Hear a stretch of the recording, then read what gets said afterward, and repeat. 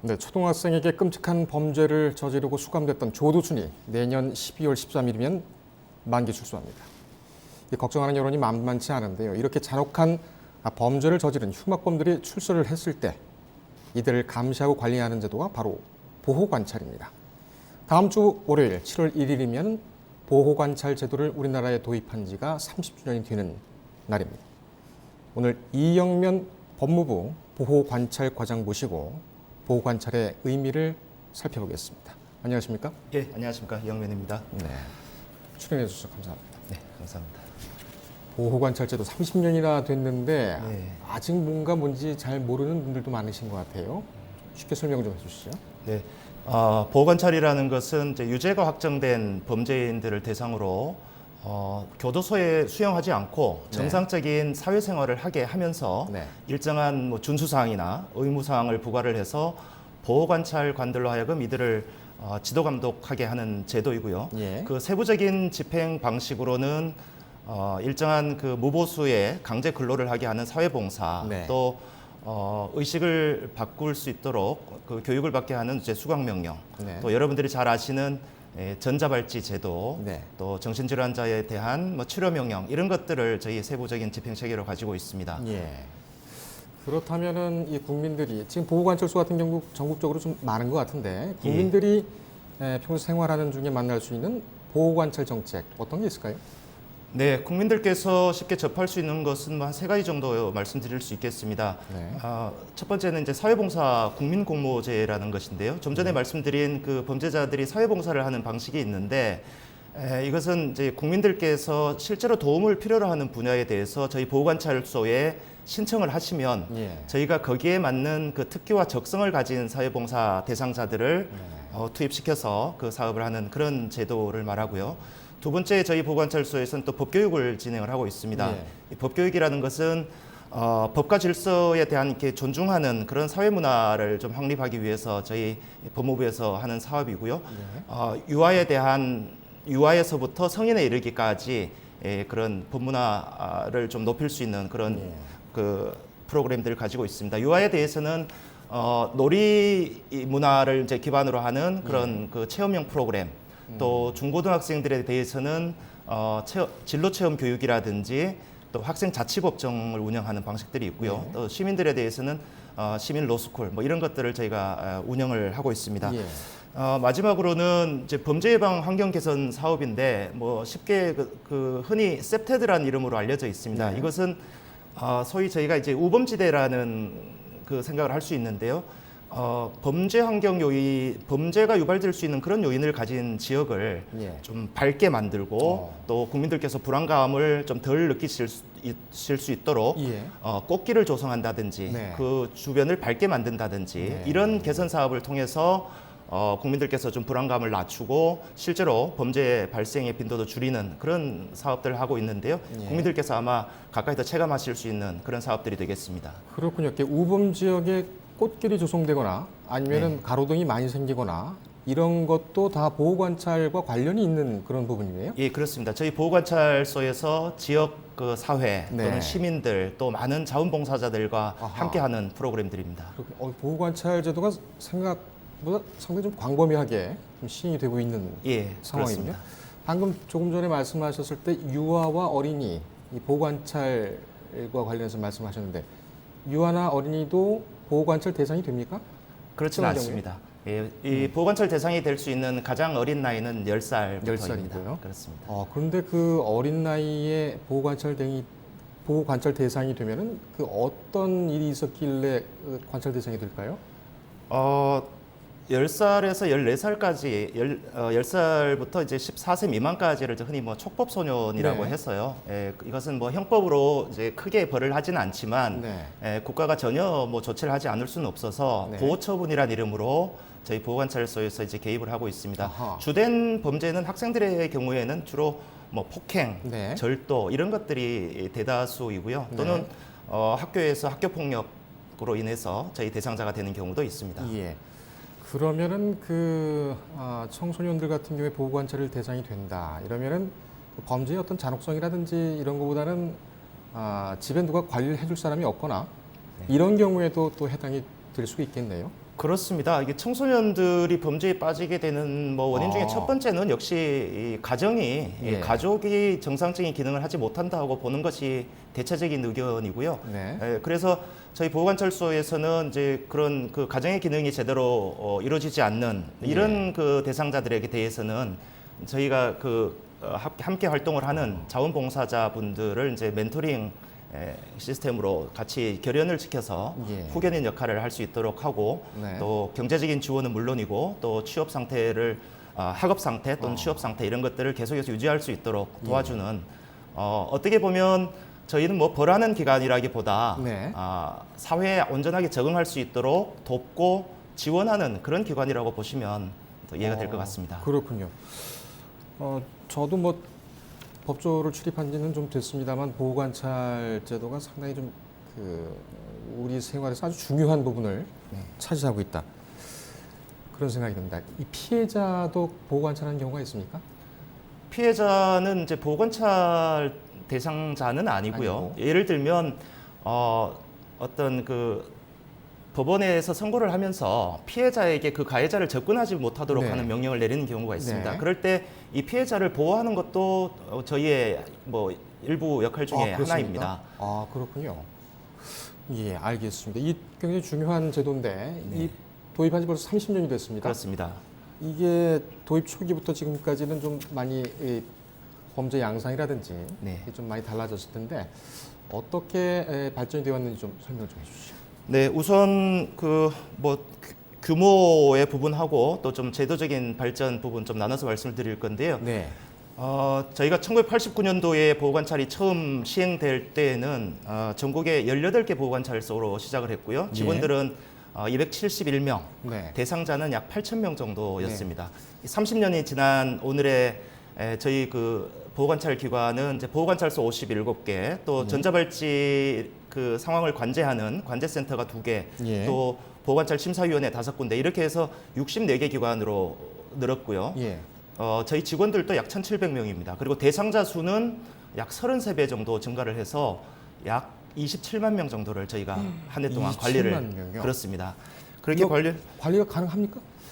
예, 그래서 저희 직원들이 뭐 인력 부족 현상이 사실은 예. 어려운 것이 현실입니다. 그렇긴 한데 저희 직원들이 뭐 여러 가지 기능을 함께 수행하면서 네. 저희가 국민들 안전을 위해서 많은 노력을 하고 있고요. 좀 제도적으로 발전한 것을 간단히 소개드리면 저희 초기에 1989년도에 제도가 도입되었을 때는 소년범에 대한 교화 프로그램만 가지고 있었습니다. 네. 근데 이것을 한 8년 정도 진행을 하다 보니까 재범을 방지하는 데 효과가 굉장히 크다 이런 평가를 받아서 1997년도에는 형법에 아예 보호관찰에 관한 규정을 두고 예. 모든 범죄자 모든 범죄 유형 그리고 성인 전체에 대해서 적용할 수 있도록 그렇게 되었고요. 네. 그리고 이제 2008년도에는 여러분 잘 아시는 전자발찌라 불리는 전자감독 제도가 도입되었고 네. 또 2011년도에는 뭐 화학적 거세라고 많이 알려져 있는데요. 성충동 약물 치료. 예. 그렇죠. 그리고 2016년도에는 정신질환이나 마약, 알코올 중독자들에 대한 치료 명령 제도 이런 것들이 이제 새로이 저희가 제도가 도입되어서 예. 지금까지는 아마 세계에서 가장 넓은 이런 집행 체계의 스펙트럼을 가진 그런 보호관찰 제도가 운영되고 있다 이렇게 볼 수 있고요. 네. 마지막으로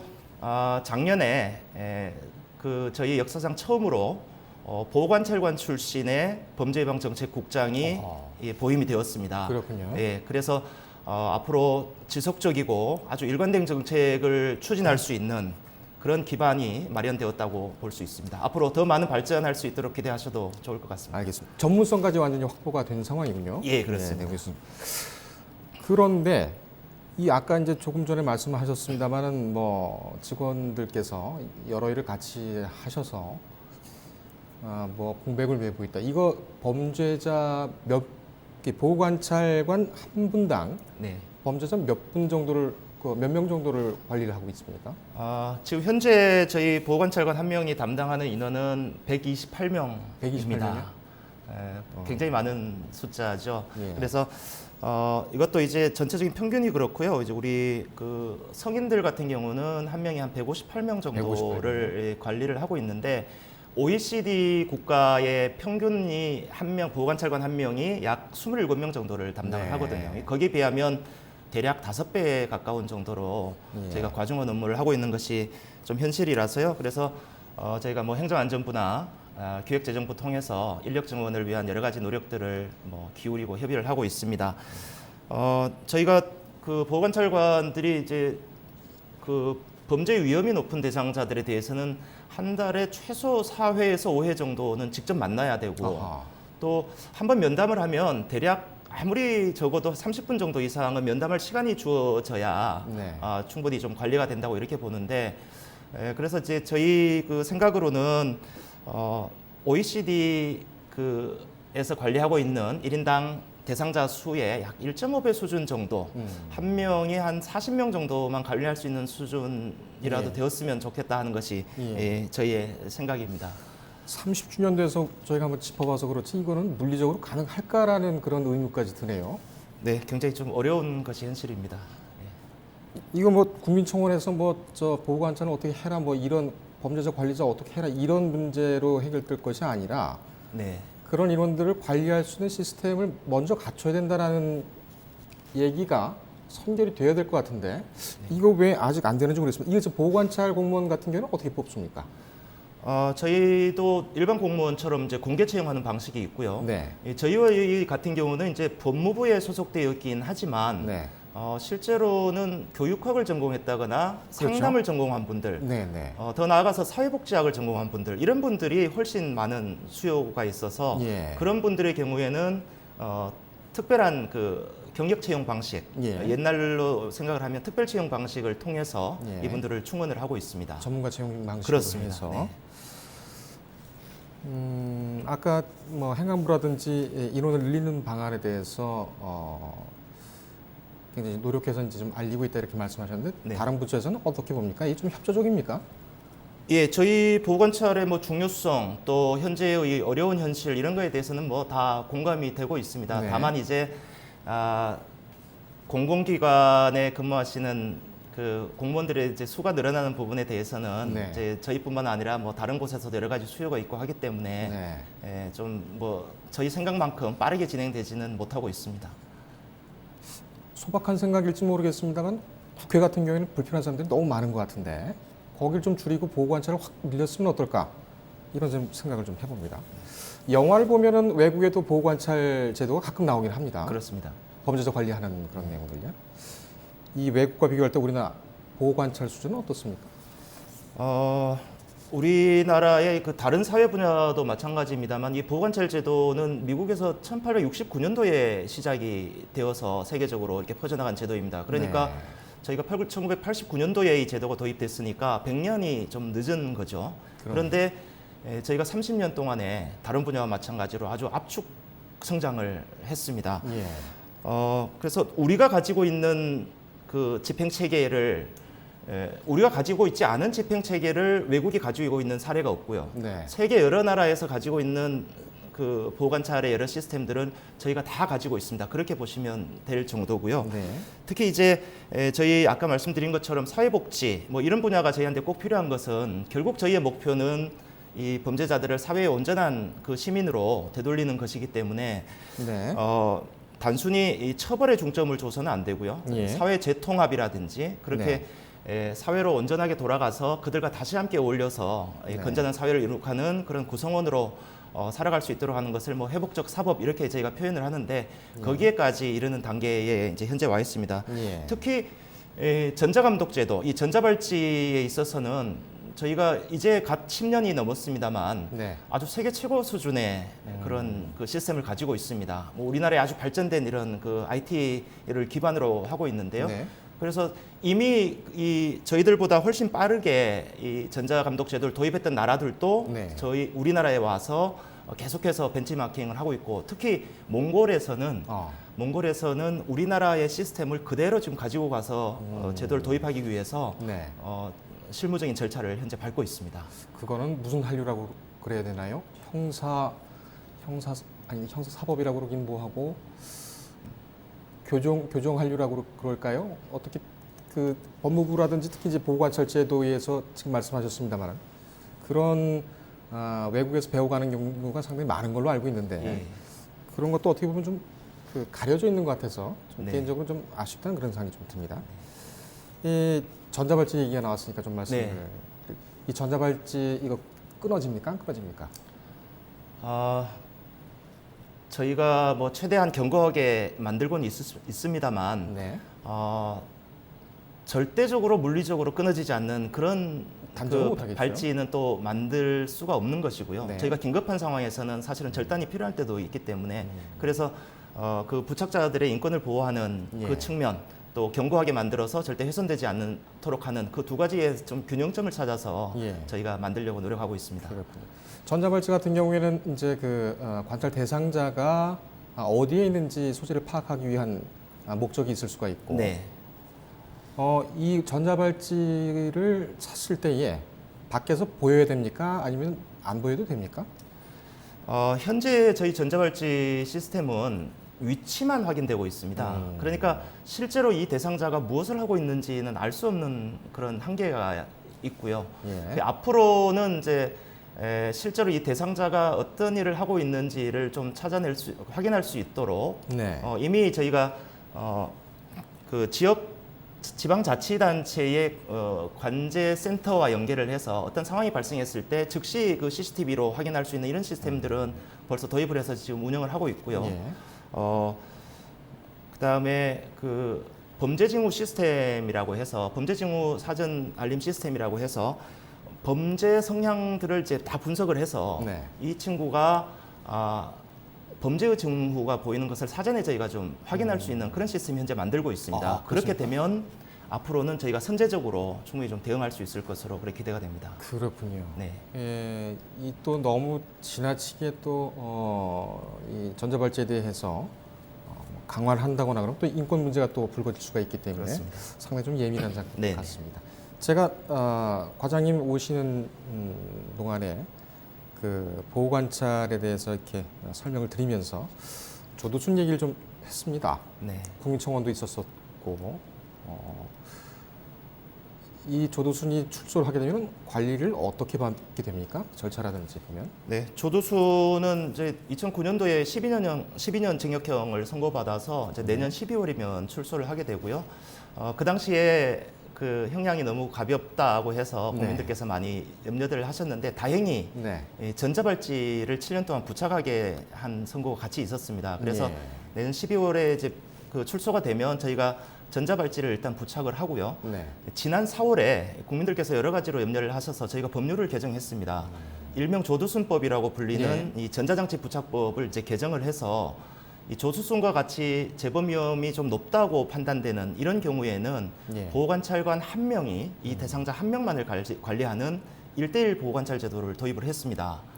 그러면은 보호 관찰관이 줄어들지 않을까요? 보호관찰이 여러 그 고위험 대상자들을 전체적으로 1대1로 하려면 저희 지금 있는 인력으로도 뭐 부족해서 네. 지금 현재로서는 우선 인력이 확보되기 전까지는 그 중에서도 아주 고위험자에 대해서 1대1로 집중 감독토록 하는 그런 방식을 쓰고 있고 현재 이 전자발찌를 찬 대상자 중에서 4명을 선정을 네. 해서 네. 저희가 1대1 보호관찰 또 1대1 전자감독 시스템을 운영을 하고 있습니다. 예. 그래서 이 조두순과 같은 경우에는 만약에 출소를 하게 되면 네. 향후의 생활 계획들을 일일이 저희가 받아서 확인을 하게 되고요. 그리고 네. 그 생활 계획대로 생활을 하고 있는지 여부를 확인하고 또 평소에 그 움직이는 이동 경로 네. 또 평소에 보이는 그 이동 패턴 이런 것들을 잘 분석을 해서 그것과 다르게 움직이거나 다른 경로로 움직인다든지 이런 경우에는 저희가 즉각 좀 현장에 개입을 해서 네. 확인을 하고요. 그래서 24시간 촘촘한 감시망 체제를 저희가 운영하도록 그렇게 지금 준비가 되어 있습니다. 예, 알겠습니다. 보호관찰제도 지금 뭐 얘기를 듣다 보니까 좀 그 인력 문제가 참 심각하구나 이런 생각이 좀 네. 듭니다. 일단은 좀 앞으로 이 보호관찰 제도가 어떻게 변할지 이것에 대해서 잠깐 조망을 좀 해주시고, 이 국민들이 보호관찰 제도를 어떻게 이해를 해야 될지도 같이 한번 여쭤보겠습니다. 네, 앞으로 보호관찰 제도는 뭐 간단하게 말씀드리면 지금 이제 4차 산업혁명 이런 얘기들이 화두로 네. 많이 오르는데요. 이 4차 산업혁명의 성과가 가장 잘 반영되어 있는 곳이 저희 그 보호관찰 분야라고 이렇게 보셔도 될 것 같습니다. 네. 대표적인 것이 이제 전자발찌 분야이고요. 아까 말씀드렸던 범죄 징후 사전의 알림 시스템 뭐 네. 이런 것들을 통해서 저희가 운영을 하려고 하고, 또 스마트워치라고 해서 피해자를 저희가 좀 두텁게 보호하기 위해서 네. 피해자들에게 스마트워치를 제공을 하고 전자발찌를 찬 가해자가 예. 근처에 접근하면 사전에 알려서 위험으로부터 벗어날 수 있게 하는 제도, 이런 것들을 현재 준비를 하고 있습니다. 예. 두 번째는 최근에 그 정신질환자 또 마약 사범, 그렇습니다. 예, 걱정들이 굉장히 예. 많으실 것으로 저희가 잘 알고 있는데요. 이것을 뭐 집중적으로 지도 감독하는 것은 당연하지만 네.